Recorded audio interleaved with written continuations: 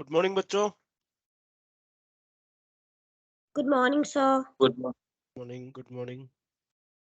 चलिए तो फिजिक्स की रिवीजन क्लास स्टार्ट करते हैं। हम फर्स्ट चैप्टर से स्टार्ट करेंगे बच्चों, इलेक्ट्रिक चार्ज एंड फील्ड। ठीक है, तो आराम आराम से धीरे धीरे से स्टार्ट करते हैं ताकि आपकी बोर्ड रिवीजन में इसकी काफी ज्यादा हेल्प हो सके। ठीक है, कोई भी जगह आपको दिक्कत लगे तो आप बता देना, रिपीट कर देंगे चीजें। ठीक है, ओके तो सर। ओके बेटा। Okay sir. आई थिंक दोनों ही बच्चे होंगे इसमें, इंग्लिश प्लस हिंदी। हिंदी वाले बच्चे हो तो एक बार बताइएगा। Yes sir. ओके बेटा, तो कोई टर्म, वैसे मैं कोशिश करूंगा हिंदी प्लस इंग्लिश दोनों लेके चले, फिर भी कोई टर्म रुकती है तो आप बता दीजिएगा कि इसको हिंदी में बताना है ना बेटा। चलिए, तो हम बात करेंगे सबसे पहले इलेक्ट्रिक चार्ज की। ठीक है जी, विद्युत आवेश।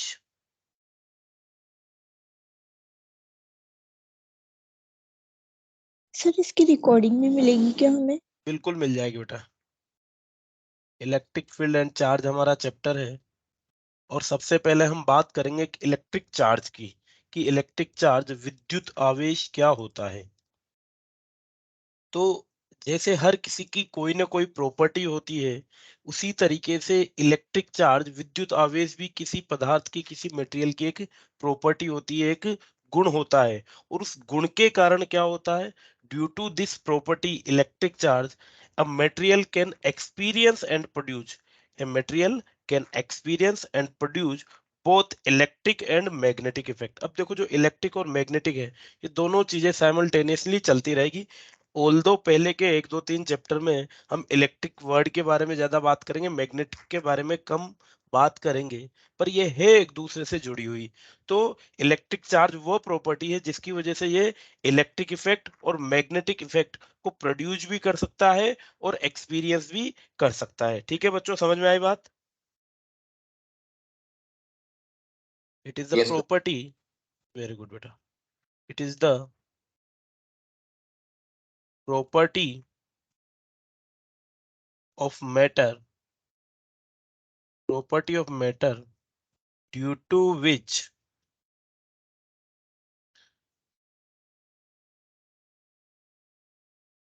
it can produce,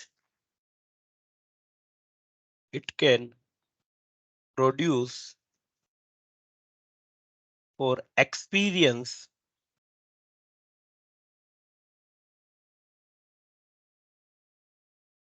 electrical and magnetic effect, electrical and magnetic effect। तो ये प्रोड्यूस भी कर सकता है, एक्सपीरियंस भी कर सकता है। किस किस टाइप के effect? Electrical and magnetic effect. यही हमारा एक सिंपल सी डेफिनेशन हो जाएगी इलेक्ट्रिक चार्ज के लिए। बच्चों, अगर हम बात करें टाइप्स ऑफ चार्ज, तो नेचर में बेसिकली 2 टाइप के चार्ज होते हैं। वन इज पॉजिटिव चार्ज, एक हमारे पास पॉजिटिव चार्ज होता है, और एक होता है negative charge.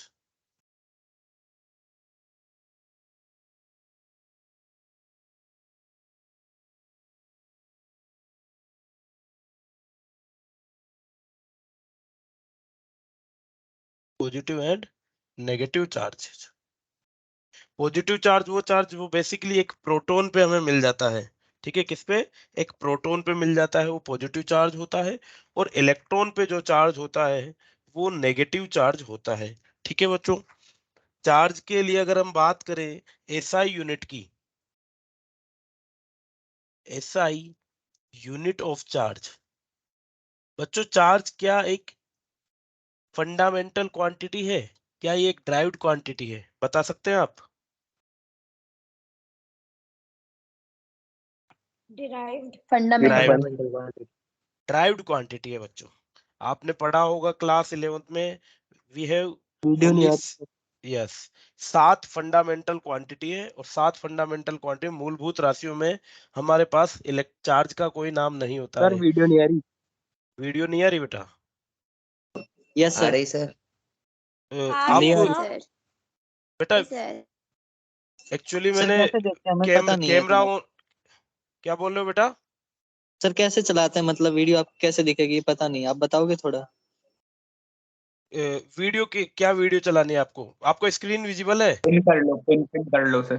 No sir, screen नहीं दिख रही, वो वही देखना है। स्क्रीन नहीं दिख रही? चले मैं स्क्रीन यस सर। रीशेयर कर देता हूँ एक बार।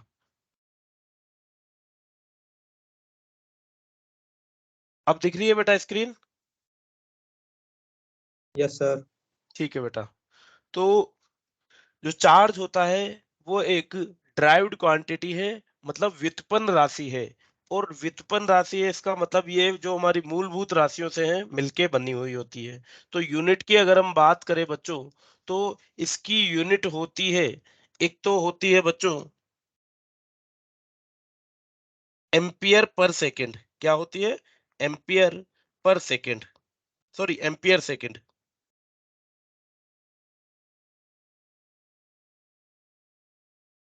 एम्पियर सेकेंड, या फिर इसकी यूनिट होती है coulomb.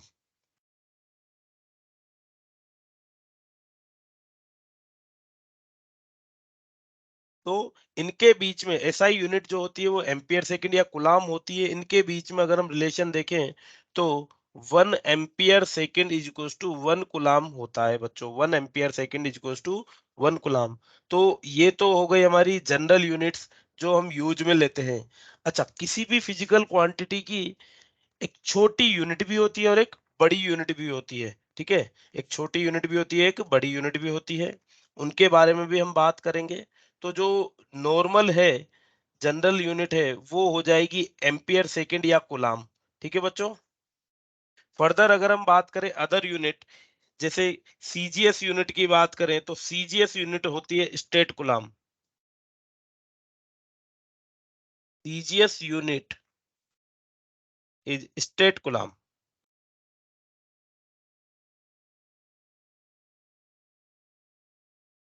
The relation between SI and CGS unit is 1 coulomb is equals to 3 into 10 raised to power 9 state coulomb.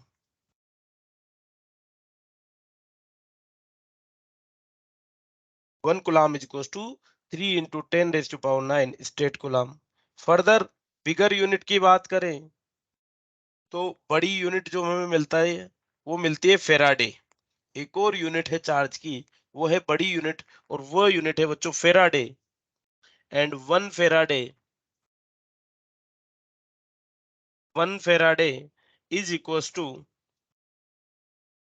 Nearly 96500 coulomb. तो ये सबसे बड़ी यूनिट हो जाएगी चार्ज के लिए। तो बेसिकली 3 टाइप की यूनिट हमने देख ली। एक देख ली एम्पियर, सॉरी एम्पियर सेकेंड या कूलाम। दूसरी है स्टेट कूलाम जो सीजीएस यूनिट भी है और बहुत छोटी क्वांटिटी है, छोटी यूनिट है। और तीसरी हमने देखी फेराडे जो कूलाम के कंपैरिजन में बहुत बड़ी यूनिट है बच्चों। ठीक है, तो अलग अलग जगह पे जनरली हम कूलाम का ही यूज करेंगे, पर बहुत सी बार बहुत सी फिजिकल क्वांटिटियों को अकॉर्डिंग टू रिक्वायरमेंट हम यूनिट यूज लेते हैं। अब जैसे डिस्टेंस के लिए मैं बात करूं तो अर्थ और सन के बीच की जो डिस्टेंस है उसको मीटर या किलोमीटर में डिफाइन करना डिफिकल्ट हो जाता है, क्योंकि वो काफी बड़ी वैल्यू हो जाती है। तो हम उसको एस्ट्रोनॉमिकल यूनिट या परसेक या लाइट ईयर इस टाइप की यूनिट में डिस्क्राइब करते हैं। ठीक है बच्चों, समझ में आई बात? Yes, sir. Yes. Yes sir. चलिए अब हम बात करते हैं बच्चों प्रॉपर्टीज ऑफ चार्ज के बारे में। हमने देख लिया चार्ज क्या होता है, इसकी यूनिट क्या होती है। एक बार अगर इसके लिए डायमेंशनल फॉर्मूला हम लिखें तो डायमेंशनल फॉर्मूला क्या हो जाएगा? देखो, इट इज बेसिकली कौन कौन सी फंडामेंटल राशि है इसके पास? एक तो इलेक्ट्रिक करंट है और एक टाइम की यूनिट है। तो इसके लिए जो डायमेंशनल फॉर्मूला हो जाएगा, डायमेंशनल फॉर्मूला ये हो जाएगा बच्चों ए टी के बराबर। ए फॉर एम्पियर, ठीक है, करंट के लिए, और टी टाइम के लिए। तो एटी इसके लिए डायमेंशनल फॉर्मूला हो जाएगा। नेक्स्ट हम बात कर रहे थे properties of electric charge. Properties of electric charge. अब कभी कभी हमसे, अगर हम बोर्ड के हिसाब से बात करें तो चार्ज की डेफिनेशन, उसकी यूनिट या फिर उसकी प्रॉपर्टीज से डायरेक्ट क्वेश्चन बन जाते हैं। ठीक है बच्चों, प्रॉपर्टीज ऑफ इलेक्ट्रिक चार्ज। सबसे पहली प्रॉपर्टी की अगर हम बात करें तो charge is a scalar quantity. Charge is a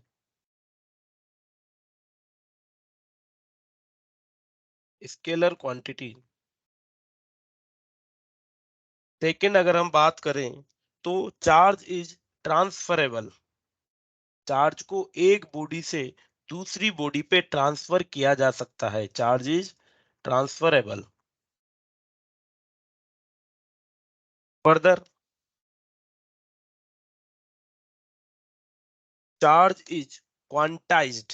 देखो अब ये इंपॉर्टेंट प्रॉपर्टी है बच्चों, इसका क्या मतलब है? Charge is quantized. इसका मतलब है किसी भी बॉडी पे जब चार्ज होगा Q, वो किसके बराबर होगा? N इंटू ई के बराबर होगा। यहाँ पे Q हो जाता है बच्चों total charge on a body. Total charge on a body. N हो जाता है number of constituents particle. Number of constituents particle या एलिमेंट बोल सकते हैं। Element containing charge.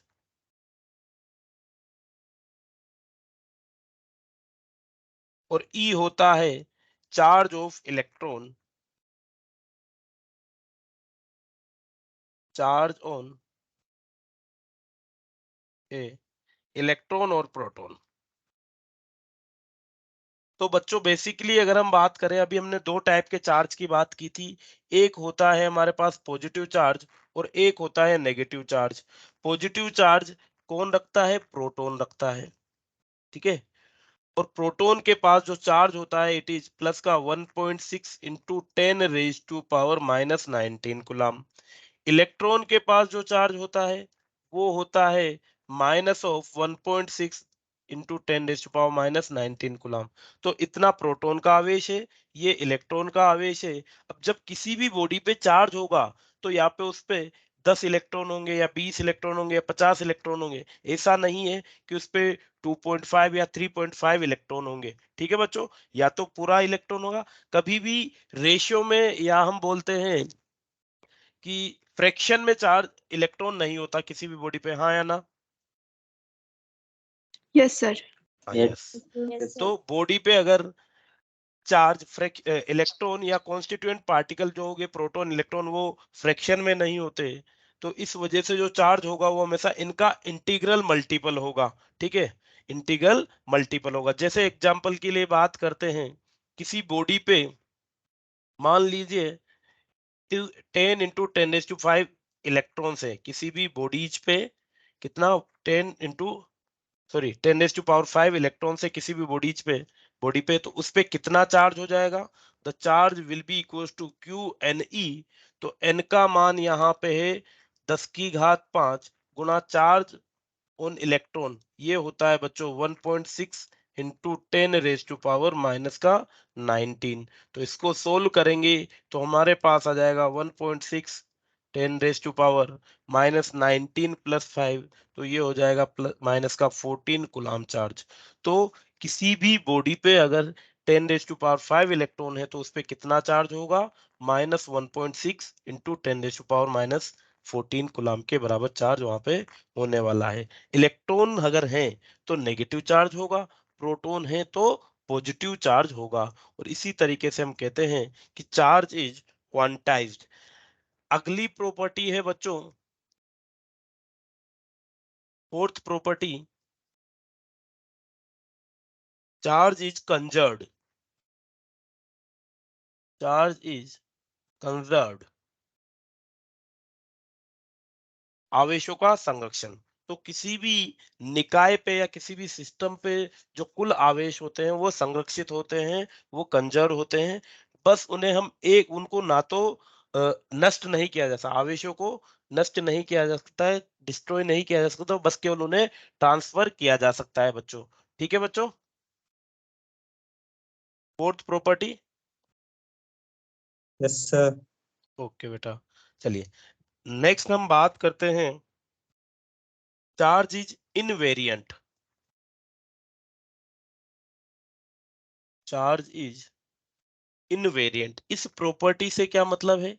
इस प्रॉपर्टी से मतलब है कि किसी भी वस्तु पे जो आवेश है वो उसके फ्रेम ऑफ रेफरेंस पे इंडिपेंडेंट होता है या उसके वेलोसिटी से इंडिपेंडेंट होता है। किसी भी बॉडी पे जो चार्ज होता है वो उसकी वेलोसिटी से इंडिपेंडेंट होता है। अगर उसकी वेलोसिटी इंक्रीज या डिक्रीज होती है तो उस पे, उस बॉडी पे कभी भी चार्ज चेंज नहीं होगा। जो फिक्स है, जो है वही चार्ज उस पे रहने वाला है, और इसी प्रॉपर्टी का नाम होता है बेटा इनवेरिएंट ऑफ चार्ज। ठीक है, तो ये बेसिकली हमने 5 सर प्रॉपर्टी पढ़ी। इनवेरिएंट का मतलब? इनवेरिएंट मतलब वेरी नहीं करेगा, बदलेगा नहीं। किस किस से नहीं बदलेगा? अगर हम उसकी स्पीड को चेंज करें, बढ़ाएं या घटाएं, तो उसका जो चार्ज है वो जो है वही रहेगा, वो चेंज नहीं होगा। हम आगे चल के इसके बारे में भी थोड़ा और डिस्कस करेंगे। तो क्या चीज चेंज होगी? एक चीज चेंज होगी, मास, चार्ज पर यूनिट मास। एक क्वांटिटी आती है बेटा, charge per unit mass, Q by M, जिसे हम कहेंगे स्पेसिफिक चार्ज। चलिए मैं यहीं पे बता देता हूं, स्पेसिफिक चार्ज। और जो स्पेसिफिक चार्ज होता है ये होता है चार्ज पर यूनिट मास।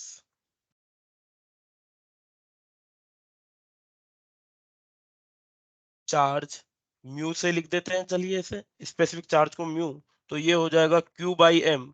अब बच्चों जो स्पेसिफिक चार्ज है ये स्पीड के साथ चेंज होगा। स्पेसिफिक चार्ज स्पीड के साथ चेंज होता है। देखो क्या होता है, किसी भी बॉडी का जो मास होता है वो होता है m बराबर m not upon under root of 1 - v² / c²। तो किसी भी बॉडी का जो मास दिया जाता है वो इस तरीके से दिया जाता है। अब चार्ज के लिए तो हमने कह दिया कि ये इनवेरिएंट है, ये स्पीड के साथ नहीं बदलता। परंतु जो मास होता है वो मास स्पीड के साथ बदलेगा। कब बदलेगा? जब मान लीजिए यहाँ पे भी हम दो केस लेते हैं मास के लिए बच्चों, कि v is less than c। अगर v का मान, जो पार्टिकल की स्पीड है, v होती है स्पीड ऑफ पार्टिकल या मास, जब v c की तुलना में बहुत छोटा होता है तो v बाई सी क्या हो जाएगा बच्चों? नियरली जीरो के बराबर हो जाएगा, हाँ या ना? अगर v c की तुलना में, कंपैरिजन में बहुत छोटा है तो v बाई सी बहुत छोटा हो जाएगा, ये जीरो हो जाएगा। तो इस केस में m बराबर m नोट हो जाएगा। तो यहाँ पे तो मास पे कोई फर्क नहीं पड़ेगा। परंतु जब हम बात करें सेकंड कि v is comparable to c, v c के लगभग लगभग बराबर हो, तो उस केस में क्या होगा? उस केस में ऐसा होगा कि जैसे ही स्पीड बढ़ेगी, स्पीड बढ़ेगी तो v बढ़ेगा, v बढ़ेगा तो ये ओवरऑल फैक्टर इंक्रीज होगा। ये फैक्टर इंक्रीज होगा तो 1 - वाला फैक्टर डिक्रीज हो जाएगा, और ये फैक्टर डिक्रीज हो जाएगा तो जो मास होता है वो इंक्रीज हो जाता है। तो वेलोसिटी बढ़ेगी तो मास बढ़ जाएगा, वेलोसिटी घटेगी तो मास घट जाएगा। और अगर वेलोसिटी चेंज हो रही है तो मास चेंज हो रहा है, और मास चेंज हो रहा है तो स्पेसिफिक चार्ज, क्या ये भी चेंज होगा बच्चों? Yes sir. यस। चलिए आगे बात करते हैं हम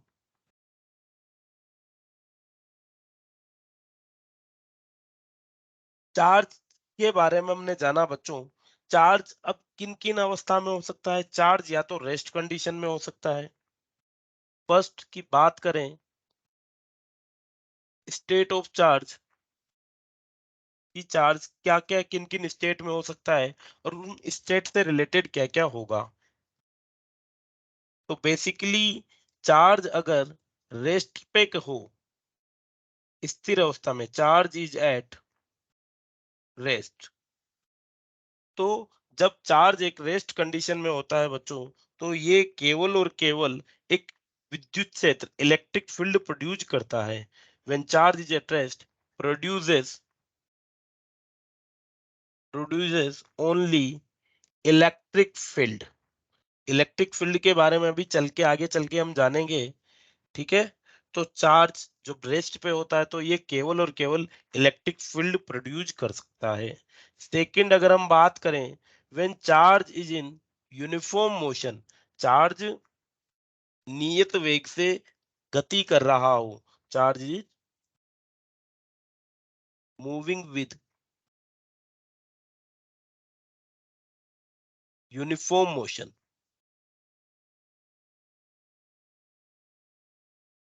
यहाँ पे तो v बिल्कुल जीरो ही हो गया, तो यहाँ पे v जो है वो कांस्टेंट है। तो अब बच्चों ये क्या करेगा, ये इलेक्ट्रिक और मैग्नेटिक फील्ड के अलावा, इलेक्ट्रिक फील्ड के अलावा मैग्नेटिक फील्ड भी प्रोड्यूस करेगा, produces both electric and magnetic field.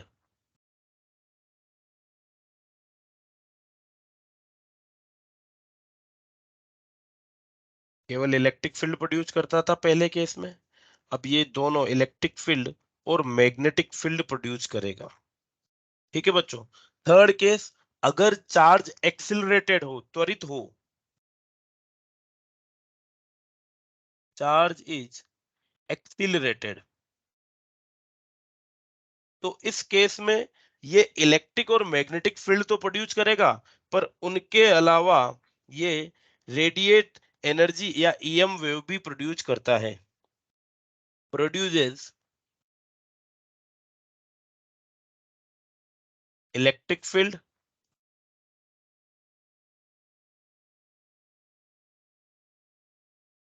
Magnetic field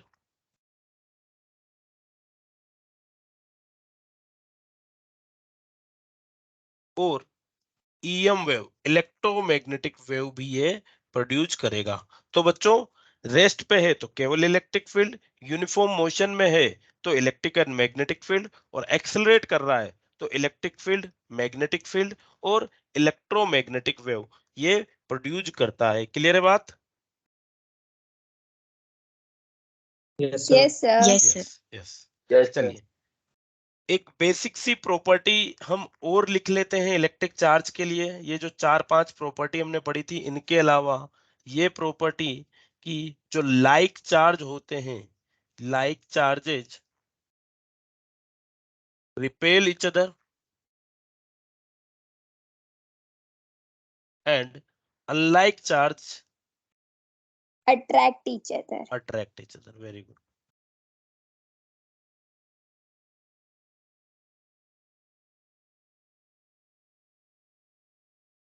okay बच्चों,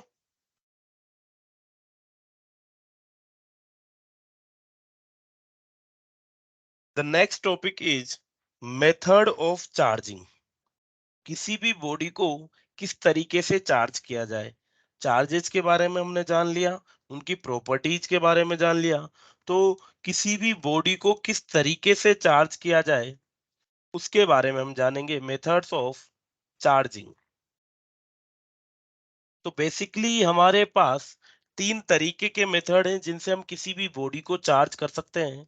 जो पहला मेथड है वो है चार्जिंग बाय फ्रिक्शन, घर्षण से आवेशित करना, किसी भी वस्तु को घर्षण के द्वारा आवेशित करना।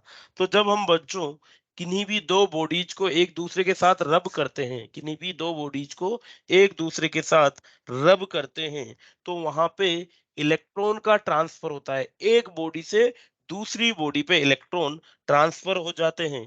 तो अब यहाँ पे मान लीजिए, जैसे मैं एक छोटी सी बात करता हूं कि एक ग्लास रोड को सिल्क क्लॉथ के साथ मैंने रब किया, ग्लास रोड और सिल्क क्लॉथ,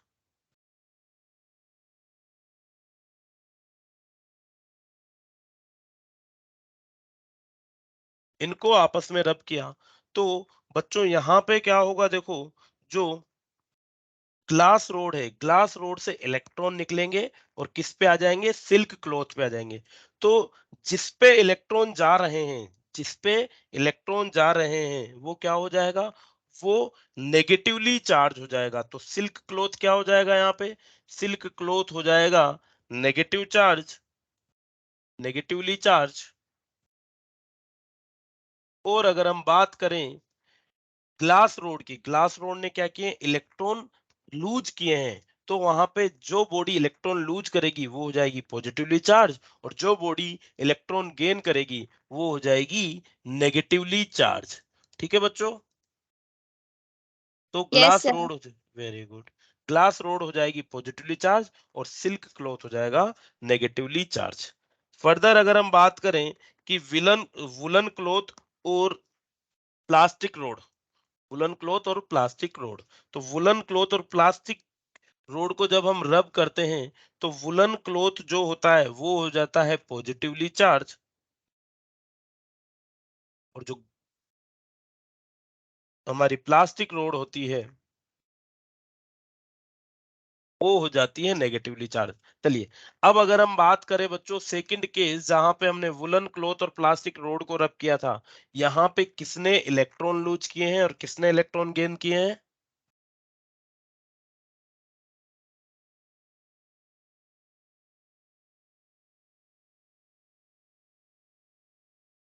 प्लास्टिक रोड ने इलेक्ट्रॉन लॉन्च किए।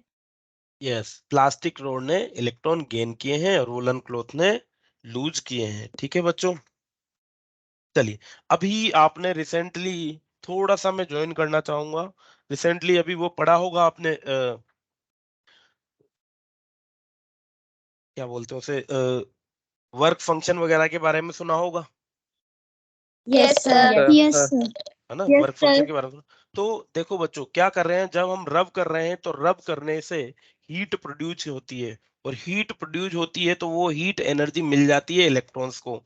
तो वो सरफेस जहां पे वर्क फंक्शन कम है, वो सरफेस, इन दोनों में से क्या होता है, वुलन क्लॉथ और प्लास्टिक रोड में से एक का वर्क फंक्शन होता है कम और एक का वर्क फंक्शन होता है ज्यादा।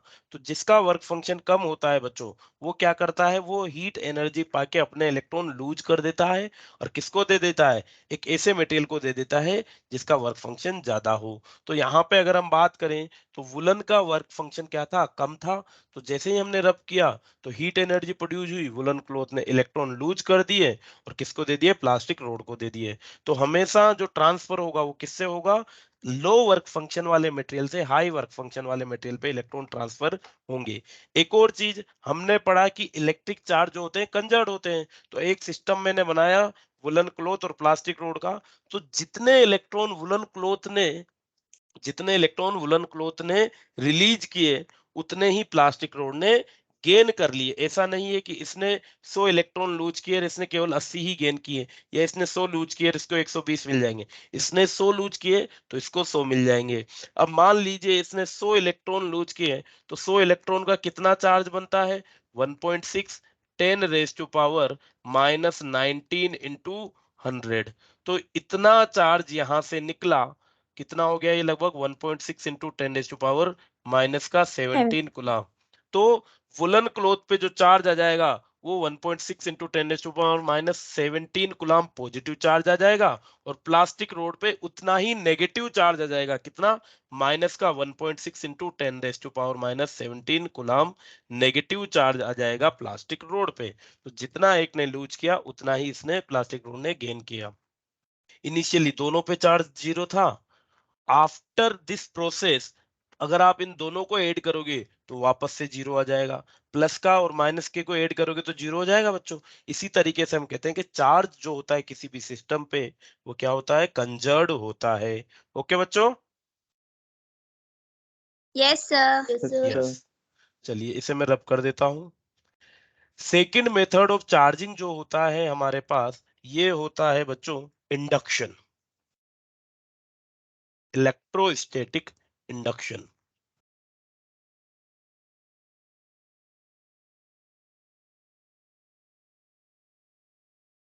इस प्रोसेस ऑफ चार्जिंग में क्या होता है बच्चों, इस प्रोसेस ऑफ चार्जिंग में एक चार्ज बॉडी को किसी अनचार्ज बॉडी के पास में लाऊंगा। देखो इसको 4 स्टेप में हम समझते हैं।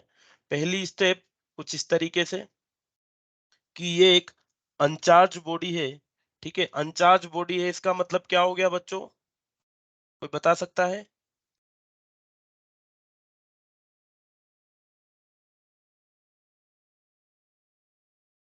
नेट चार्ज 0 है। नेट चार्ज 0 है। हम ये नहीं कहेंगे कि इस पे चार्ज नहीं है, हम कहेंगे कि इस पे नेट चार्ज 0 है। दोनों चीजों में अंतर है बच्चों।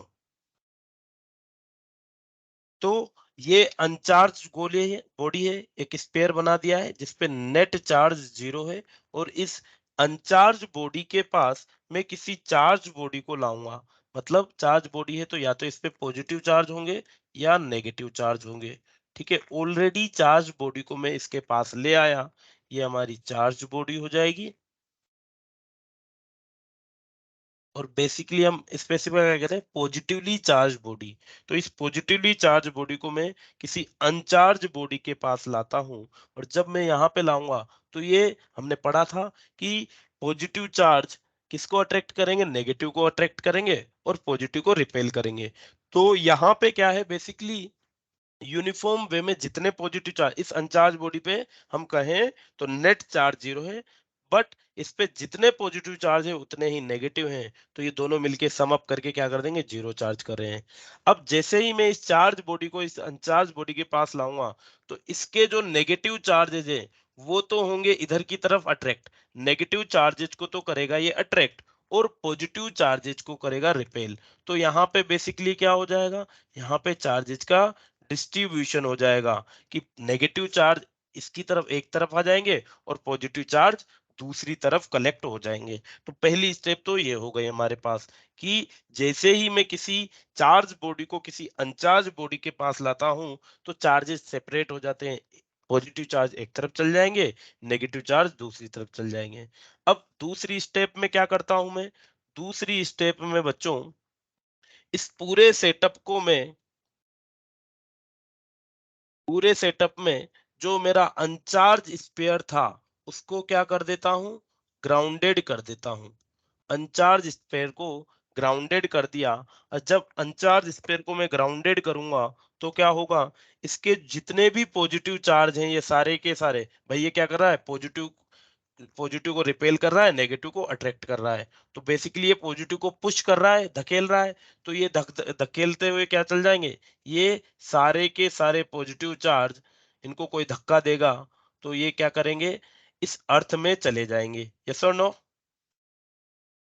हमने इसकी अर्थिंग कर रखी यस है, सर। तो इनको धक्का मिलेगा सर। तो ये क्या करेंगे, अर्थ में चले जाएंगे। तो इस बॉडी पे बेसिकली अब 0 चार्ज ना रह के केवल और केवल नेगेटिव चार्ज रह जाएगा। ठीक है, पहले इनिशियली जब तक मैंने इसे ग्राउंडेड नहीं किया था इस पे नेट चार्ज 0 था, जितने पॉजिटिव थे उतने नेगेटिव थे। ग्राउंडेड करने के बाद पॉजिटिव चार्ज धक्के की वजह से, पुश की वजह से क्या हो जाएंगे, ग्राउंड में चले जाएंगे। तो इस पे इफेक्टिवली केवल और केवल नेगेटिव चार्ज बचेंगे। अब क्या कर रहा हूं बच्चों, अब मैंने इस प्रोसेस में थर्ड स्टेप यहाँ पे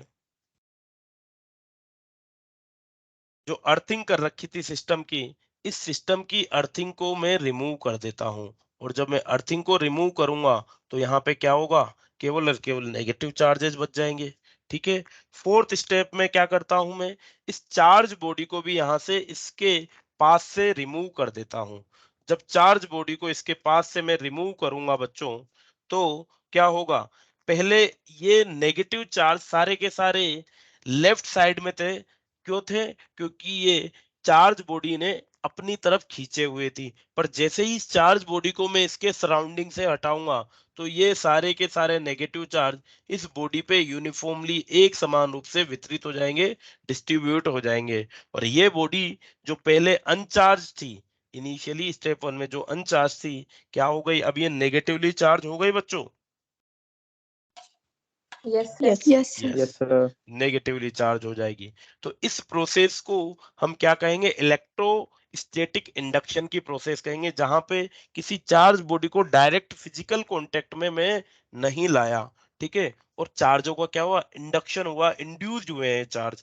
ये प्रोसेस होती है मेरी इलेक्ट्रोस्टैटिक इंडक्शन ऑफ चार्ज। अब मान लीजिए आपको नेगेटिवली की जगह पॉजिटिवली चार्ज बॉडी बनानी थी, इनिशियली अनचार्ज बॉडी को पॉजिटिवली चार्ज बॉडी बनाना है, तो आप क्या करेंगे, यहाँ पे चार्ज पॉजिटिवली चार्ज बॉडी के बजाय नेगेटिवली चार्ज बॉडी ले आएंगे, सारी की सारी प्रोसेस रिवर्स हो जाएगी। यस और no, yes yes yes yes, yes sir. चलिए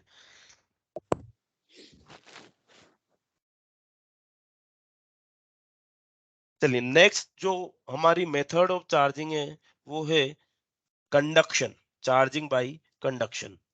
थर्ड प्रोसेस है चार्जिंग बाय कंडक्शन। अब यहाँ पे क्या हो रहा है बच्चों, कंडक्शन की प्रोसेस में हम दो बॉडीज को डायरेक्ट फिजिकल कांटेक्ट में लाएंगे, दो बॉडीज को डायरेक्ट फिजिकल कांटेक्ट में लाएंगे। इससे एक बॉडी से चार्ज दूसरी बॉडी पे डायरेक्ट कांटेक्ट होने की वजह से ट्रांसफर हो जाएंगे। ठीक है, डायरेक्ट कांटेक्ट होने की वजह से चार्ज ट्रांसफर हो जाएंगे। अच्छा, यहाँ पे भी दो चीज है, जैसे मान लीजिए ये बॉडी है, पहली बॉडी, ये दूसरी बॉडी, इसको बॉडी ए नाम दे देता हूं, बॉडी बी नाम दे देता हूं। मान लीजिए इस पे इनिशियली पॉजिटिव चार्ज है और ये बॉडी अनचार्ज है, Q इक्वल्स टू 0। ठीक है, तो अब मैं इनको डायरेक्ट कांटेक्ट में लाऊंगा तो क्या करता हूं, बेसिकली एक कंडक्टिंग वायर से जोड़ देता हूं। जैसे ही मैं इसे कंडक्टिंग वायर से जोड़ूंगा, ये कंडक्टिंग पाथ मिल गया, और कंडक्टिंग पाथ मिल गया तो क्या होगा बच्चों, अब यहां से चार्ज बॉडी ए से चार्ज बॉडी बी पे ट्रांसफर होना चालू हो जाएंगे। ठीक है, चार्जेस के ट्रांसफर के लिए कुछ कंडीशन होती है बच्चों।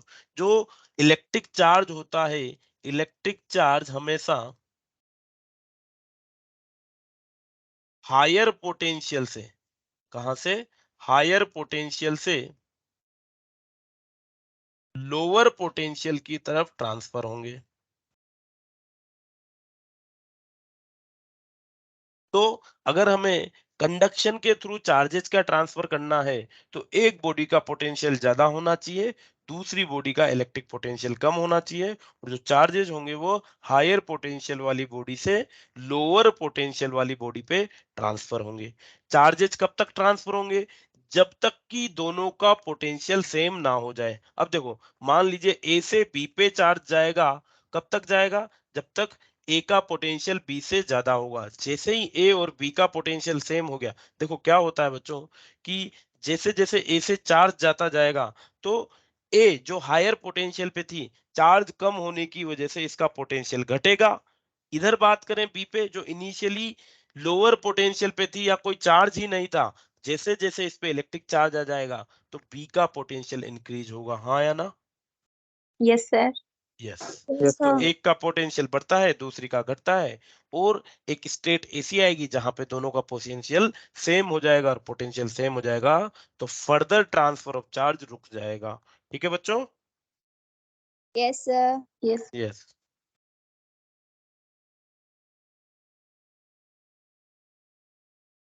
अच्छा, अब अगर हम बात करें कि कौन सी बॉडी हमारी हायर पोटेंशियल होगी, कौन सी बॉडी लोअर पोटेंशियल होगी, तो जनरली हम डिफाइन करते हैं, जनरली जो बॉडी जितनी ज्यादा पॉजिटिवली चार्ज होगी, जो बॉडी जितनी ज्यादा पॉजिटिवली चार्ज होगी या जितनी लेस नेगेटिव चार्ज होगी, वो हायर पोटेंशियल पे होगी। जैसे हम एग्जांपल की बात करते हैं कि मान लीजिए एक बॉडी ए पे, यहाँ पे मान लीजिए 5 गुलाम चार्ज है प्लस का, और यहाँ पे माइनस का 2 गुलाम चार्ज है, तो बच्चों कौन सी बॉडी हायर पोटेंशियल पे होगी?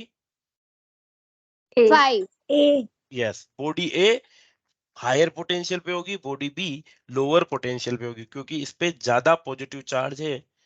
ठीक है, फर्दर अगर हम बात करें कि बॉडी ए पे मान लीजिए 0 कुलाम चार्ज है और बॉडी बी पे माइनस का 2 कुलाम चार्ज है, तो अब इस केस में आप किसे हायर पोटेंशियल कहेंगे? A. ए को, अगेन यस। ठीक है, ये पॉजिटिव है या लेस नेगेटिव है? जो बॉडी लेस नेगेटिव होगी वो ज्यादा हायर पोटेंशियल पे होगी। फर्दर मान लीजिए कि ये -2 कुलाम पे चार्ज पे है और ये -4 कुलाम चार्ज पे है, तो कौन सी बॉडी पे लेस नेगेटिव चार्ज है? ए पे लेस नेगेटिव चार्ज। बेटा लेस नेगेटिव, ये ज्यादा नेगेटिव ए पे, बॉडी ए पे लेस नेगेटिव चार्ज है, और जो बॉडी लेस नेगेटिव चार्ज रखेगी वो हमेशा हायर पोटेंशियल पे होगी। तो इस केस में भी बॉडी ए होगी हायर पोटेंशियल पे, इस केस में भी बॉडी ए ही हायर पोटेंशियल पे होगी, इस केस में भी बॉडी ए ही हायर पोटेंशियल पे होगी, और जो इलेक्ट चार्ज ट्रांसफर होता है वो हायर पोटेंशियल से लोअर पोटेंशियल पे होता है। अब बेसिकली मान लीजिए कि 5 कूलम, पहला केस में बात कर रहा हूं कि बॉडी ए पे प्लस का 5 कूलम है, बॉडी बी पे माइनस का 2 कूलम चार्ज है। पोटेंशियल डिफरेंस हो गया, बॉडी ए हायर पोटेंशियल पे आएगी, बॉडी बी लोअर पोटेंशियल पे आएगी। अब मैं बात करता हूं कितना चार्ज ट्रांसफर होगा। मान लीजिए दोनों बॉडीज आइडेंटिकल है, अगर दोनों की दोनों बॉडी आइडेंटिकल है, 4 आइडेंटिकल बॉडीज, मतलब जो बॉडी ए है और बॉडी बी है वो shape and size wise material wise same है, 4 आइडेंटिकल बॉडीज।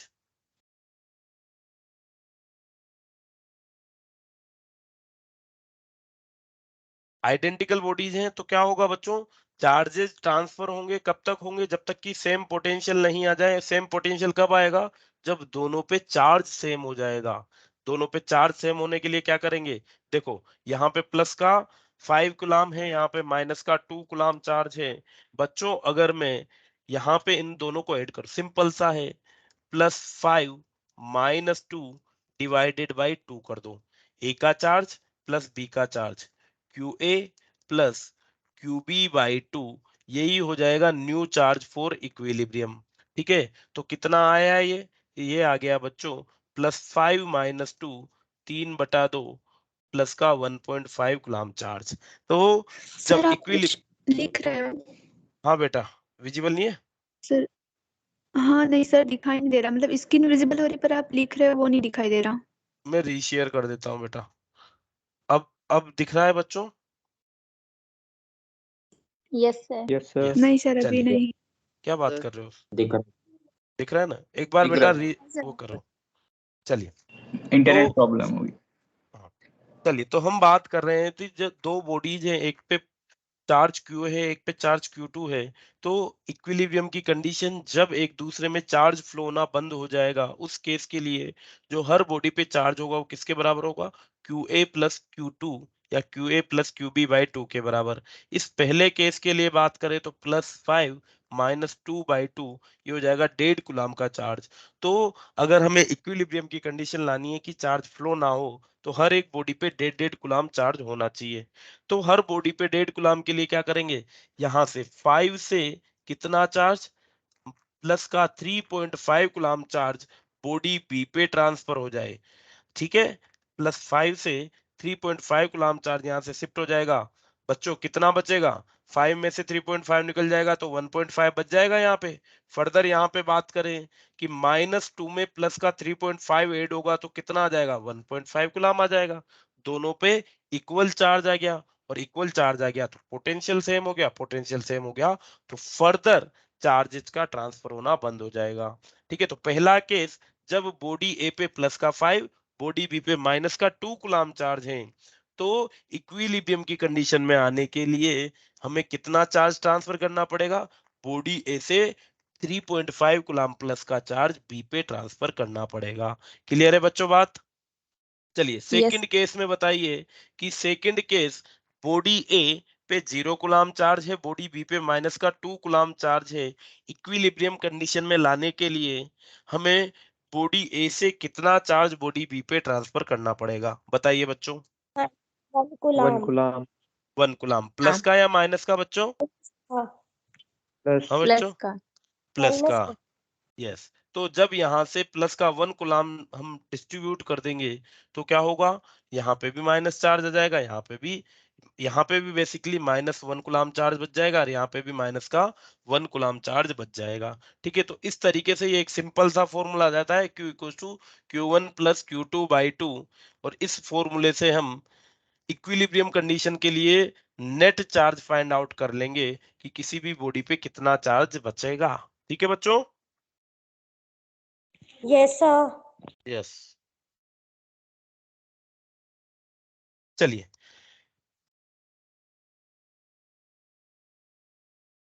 एक क्वेश्चन कर लेते हैं बच्चों।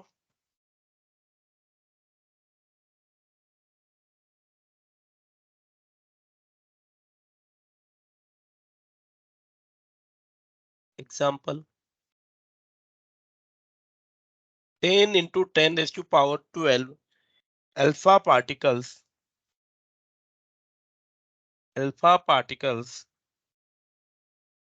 per second falls per second falls on a neutral sphere, on a neutral, एक स्पेयर जो इनिशियली न्यूट्रल था उस पे 10 अल्फा पार्टिकल पर सेकेंड इंसिडेंट हो रहे हैं।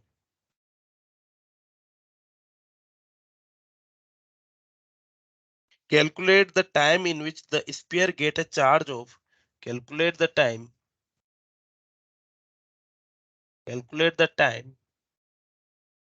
in which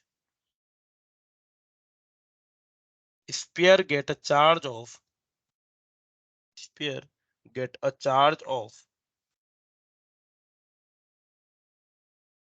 2 microcoulomb. कितने टाइम बाद स्पेयर पे जो चार्ज हो जाएगा वो 2 माइक्रोकूलम के बराबर हो जाएगा। देखिएगा बच्चों, सिंपल सा क्वेश्चन है। हमने पढ़ा है क्वांटाइजेशन ऑफ चार्ज से Q इक्वल्स टू NE होता है, ठीक है जी। अब अगर यहाँ पे बात करें तो ये क्या दिया हुआ है, ये दिया हुआ है N/T, number of charge fall पर सेकेंड, और ये कितना है बच्चों, 10⁻12, ठीक है, इतना चार्ज आ रहा है। फर्दर यहाँ पे अगर हम बात करें अल्फा पार्टिकल, बच्चों जो अल्फा पार्टिकल होता है, अल्फा पार्टिकल पे चार्ज कितना होता है, it is 2 times of proton, तो 2 गुना 1.6 10⁻⁻19 कूलम पॉजिटिव चार्ज होता है अल्फा पार्टिकल पे, तो ये जाएगा 3.2 इंटू 10⁻⁻19 कूलम। तो इतने अल्फा पार्टिकल पर सेकेंड गिर रहे हैं, हर एक अल्फा पार्टिकल पे चार्ज इतना होता है, हमें कितना चार्ज चाहिए, हमें चाहिए 2 माइक्रोकूलम। वैल्यू पुट कर देते हैं बच्चों, तो देखो क्या मिल जाएगा हमें।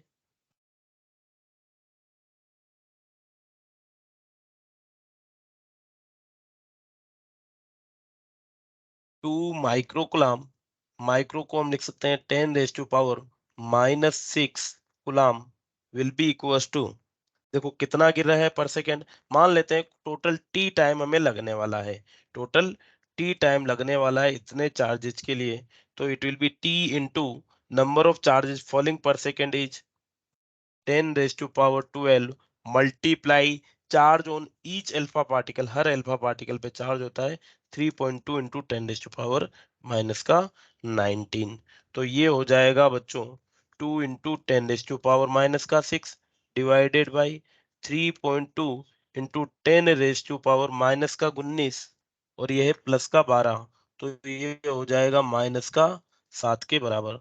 तो इसे हम लिख सकते हैं बच्चों 2 इंटू 3.2 मल्टीप्लाइड बाई, ये प्लस का 7 ऊपर चल जाएगा तो यहाँ पे आ जाएगा 10, जो हो जाएगा 20/3.2 सेकेंड। कितना हो जाएगा बच्चों, ये हो जाएगा लगभग 6.25 second.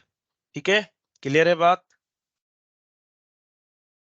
Yes sir. Yes sir. Yes, चलिए नेक्स्ट टॉपिक जो आता है बच्चों वो है कूलम्ब्स लॉ।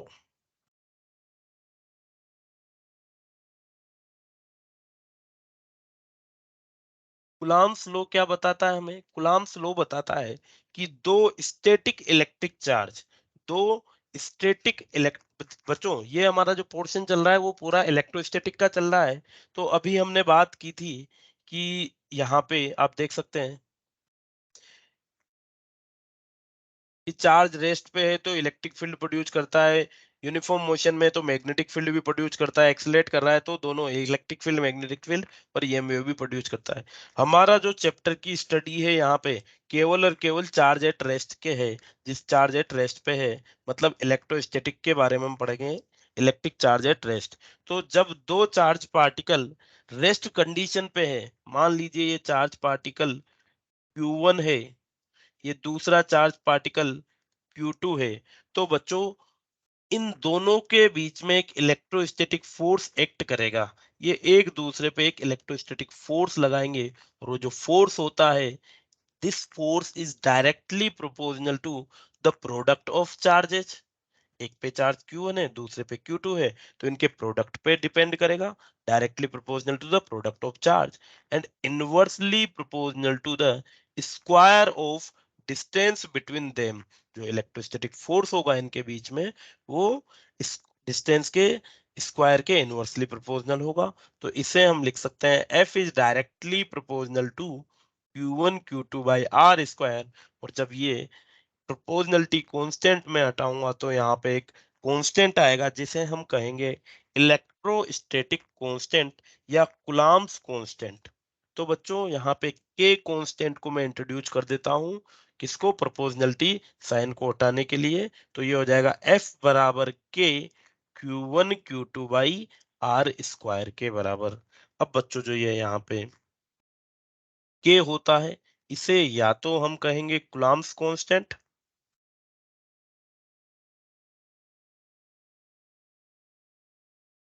क्या कहेंगे, कुलाम्स कांस्टेंट कहेंगे,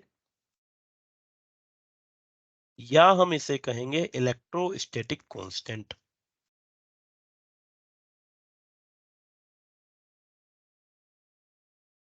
इलेक्ट्रोस्टैटिक कांस्टेंट। इसकी वैल्यू की अगर हम बात करें बच्चों के की, जो के की वैल्यू होती है ये होती है 9 इंटू 10⁻⁹ न्यूटन मीटर स्क्वायर पर कूलम स्क्वायर। ठीक है, इसकी यूनिट हो जाएगी 9 इंटू 10⁹ न्यूटन मीटर स्क्वायर पर कूलम स्क्वायर। बच्चों जो के होता है इसको हम लिख सकते हैं 1/4 पाई एप्सिलॉन नॉट। क्या लिख सकते हैं इसके अलावा, 1/4 पाई एप्सिलॉन नॉट के भी लिखा जा सकता है। 4 पाई तो अगेन कांस्टेंट है, एप्सिलॉन नॉट के बारे में हम आगे चल के जानेंगे।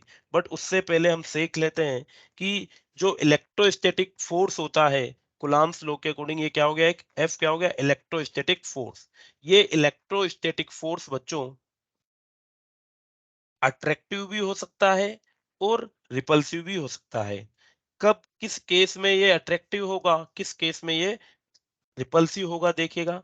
अगर बच्चों जो Q1 और Q2 है, दोनों बॉडीज पे जो चार्जेस का प्रोजेक्ट है, अगर ये लेस देन 0 हुआ, मतलब ये नेगेटिव हुआ, तो जो फोर्स होगा वो हमेशा अट्रैक्टिव होगा। और अगर Q1 Q2 का जो प्रोजेक्ट है ये अगर ग्रेटर देन 0 हुआ तो ये क्या हो जाएगा बच्चों, सॉरी, ये अट्रैक्टिव हो जाएगा और ये रिपल्सिव हो जाएगा।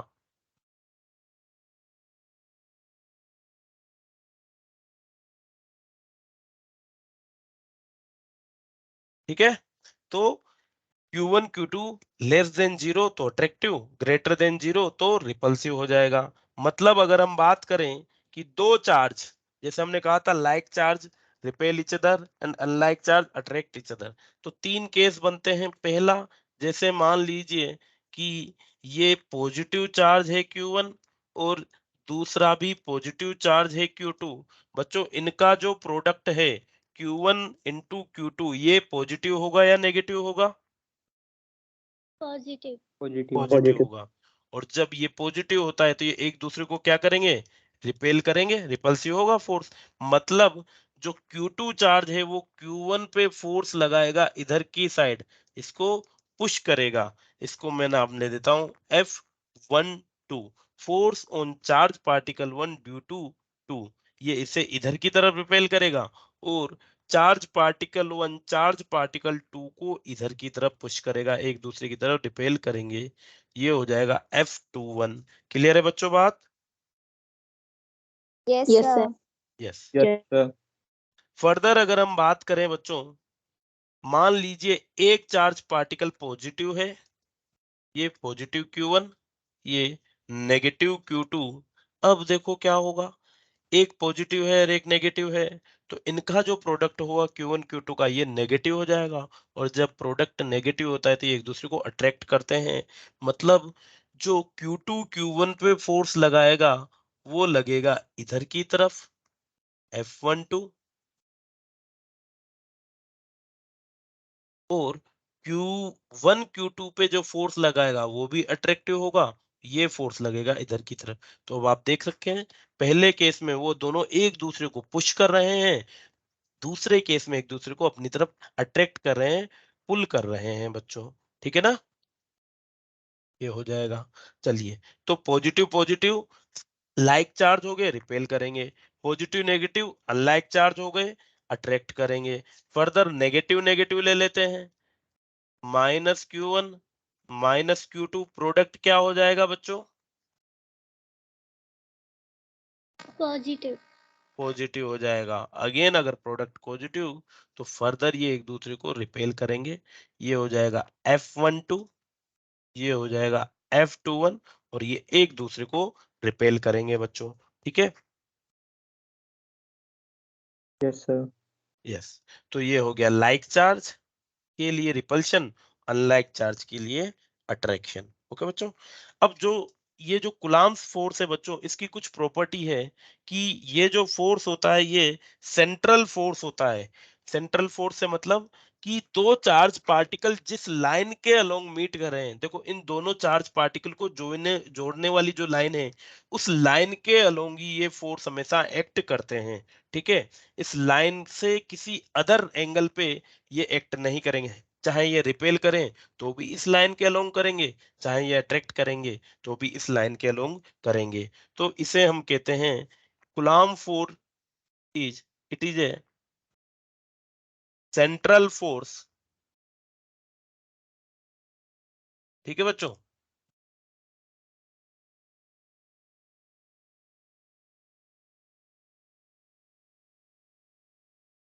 फर्दर अगर हम बात करें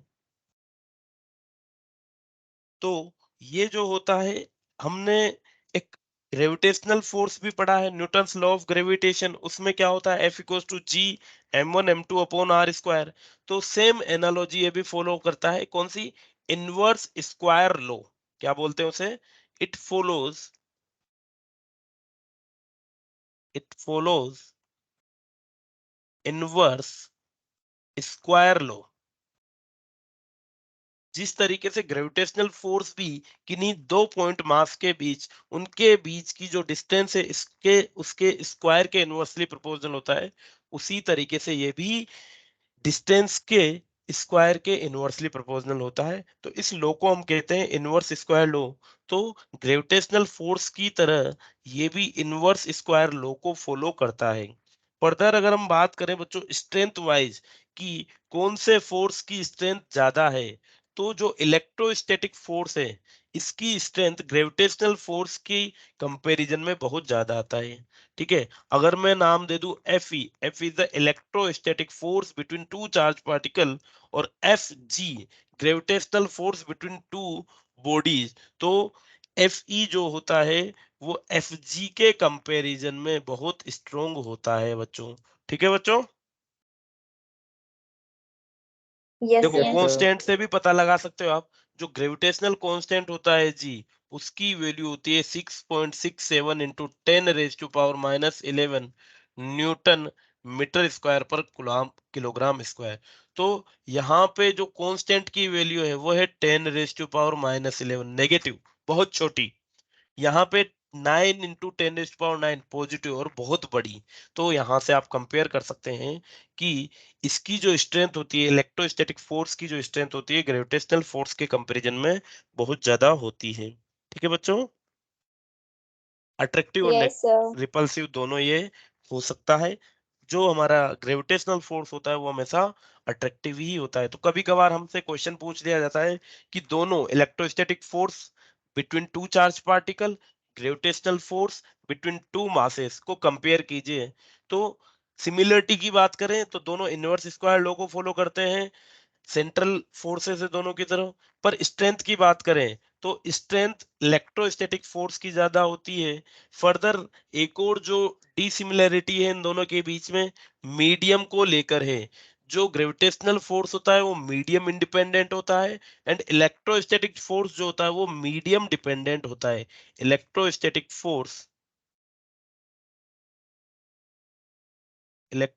फोर्स इज मीडियम डिपेंडेंट। तो अलग अलग मीडियम के लिए दो चार्ज पार्टिकल के बीच में जो फोर्स होगा वो अलग अलग होगा। ठीक है बच्चों, it is medium yes sir. Dependent. Yes sir. Okay बेटा,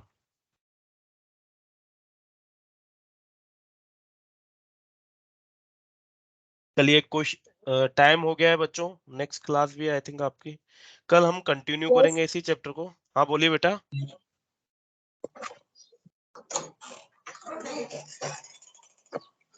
चलिए हेलो थैंक सर। यू। हाँ हेलो सर। बोलिए बोलिए कुलदीप बोलिए। सर इस चैप्टर में से कुछ बोर्ड के लिए डेरिवेशन है जो एक बार बता दीजिए जो इम्पोर्टेंट है। हाँ बेटा हम बोर्ड जैसे ये मैं साथ के साथ चल रहा हूँ ना आपको कि भाई चार्ज की डेफिनेशन और उनकी प्रॉपर्टीज या इलेक्ट्रिक फोर्स और ग्रेविटेशनल फोर्स का कंपैरिजन, तो मैं साथ के साथ क्वेश्चन भी बता दे के चल रहा हूँ। आप कहेंगे तो मैं उनको नोट डाउन भी करवा दूंगा आपके, है ना, या फिर पिछले सालों में क्या हाँ क्वेश्चन सर पूछे गए हैं सर ये नोट्स। वो बताते चलूंगा, ठीक है बेटा। हाँ सर ये नोट्स कहाँ मिलेंगे ग्रुप पे? ये नोट्स हाँ मैं ग्रुप पे डाल दिया करूंगा एक एक दो दो दिन के अंतराल में, ठीक है। Okay sir. Okay sir. चलिए thank you. Thank you. Thank you sir. Thank you.